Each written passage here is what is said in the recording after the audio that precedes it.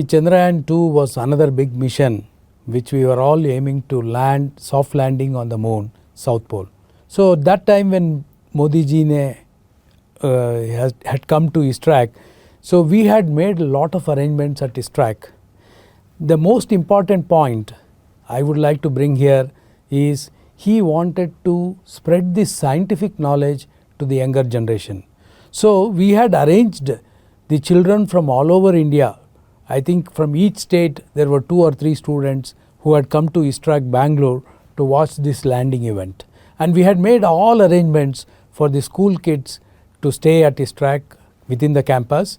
And also we had made a good arrangement for Prime Minister ji to be at ISTRAC campus. He was sitting in the visitors gallery constantly monitoring the various parameters of Chandrayaan-2. Everything was going so smoothly. He was feeling very good about that. And the school children were also watching. See, the idea of bringing the school children to a control center is not simple. Because today what scientific community is achieving, if it is known to the younger generation, definitely it will lead to the knowledge spreading. So that was his idea. And he also wanted to interact with the children. That was his idea. And he wanted to explain to them how we are going to moon, how we are landing on the moon. That was the kind of knowledge he had on Chandrayaan-2. But the last minute where we could not land properly on the moon, we had a hard landing instead of soft landing. It took some time for all of us to digest. There was a pin drop silence in the control center, and the Prime Minister ji also was watching from the visitors gallery. Then after 4-5 minutes, when we were not able to communicate to the Chandrayaan-2 lander from our deep space antenna, we had to announce that it was not a soft landing. So with that, Prime Minister ji ne, he came down from the visitors gallery, and he consoled each one of us at that moment, because all of us were in great emotions. We thought that he is not going to come back, and we were all trying to analyze what went wrong. It was almost morning 4 o'clock to 5 o'clock. We were still having discussions in the meeting room, what went wrong and why we did not land properly. At that time we got a message that Honorable Prime Minister is coming and addressing us at 8 o'clock. We were thinking what he is going to talk at this time where we had a great failure. But he has taken all of us into his confidence, and he said, always failures are part of the success. Don't worry. Today what you have missed, please look at it and come back. And I am sure ISRO and India is going to be successful on one of the day.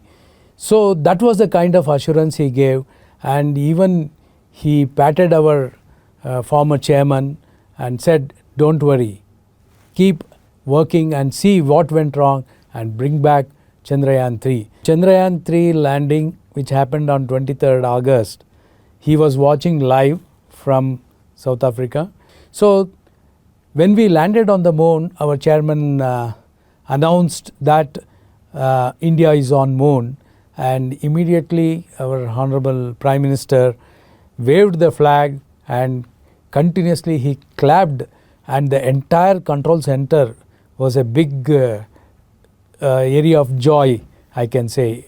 Everyone was clapping and shouting. So after that, when our chairman said that India is on the moon, and when Prime Minister ji, he started addressing us, it was a very nice thing. He told that India has achieved this feat not only for India, to the entire human community. He said this achievement is not just for our nation, it is for the entire world.